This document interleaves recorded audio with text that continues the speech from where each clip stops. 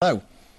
Ray, thank you. You join me in the Manchester City press room, where, as you can see, it's a bit like having afternoon tea at the Ritz, and very popular club this is amongst the media members for that reason. OK, let's have a chat about football, because, of course, midweek against Ajax, disastrous for City. Stuart Brennan is the Manchester City correspondent for the Manchester Evening News. Sorry to interrupt you, Stuart. Just a quick question. Can we pinpoint the difference between City's performance domestically and abroad? Very difficult. Every time they go over the channel, they look like a different team. I think it's just a case of superior opposition.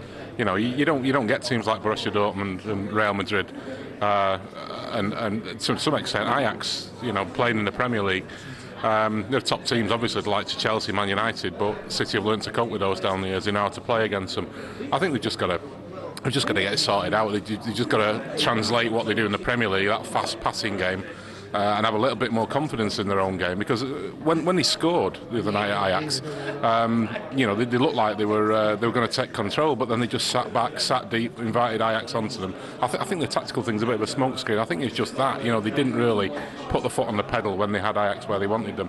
If they can start doing that, I think they'll be all right in Europe. OK, Stuart, I know you're waiting for your fish and chips, so I'll leave you be. Thank you very much indeed. Paul Hetherington is the football editor of the Daily Star on Sunday. Paul, this issue, if there is an issue between Mancini and his players, do you think it's how detrimental is it? Well, any issue between a manager and his players would not be healthy. But usually the winner in a situation like that would be the manager, because he's the guy in charge, he makes the decisions, and if you look at Mancini's record, I don't think there's any doubt at all that the board would back the manager in a situation like this. I think we'll find out today, you know, what the reaction, well, we will find out today what the reaction is to the other night, and I think we'll see a very positive reaction from City. OK, Paul, thank you very much indeed. Just come with me, one more person to talk to, former Manchester City player Nigel Gleghorn, who I'm going to interrupt his lunch. Nigel, just a quick question. As a former player, how would you feel if you were being asked to play such a different system each game?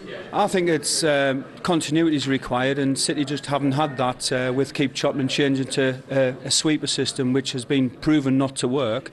And also Roberto Mancini mentioned about bringing players in, not having them early enough to work with them.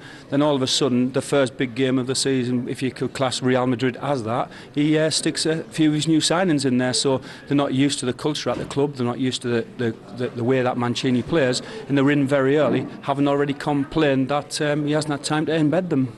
Thank you very much indeed, Nigel. Well, the team and the team formation, of course, have been very much in focus. Let's find out who he's chosen. Here's John Champion with the team news.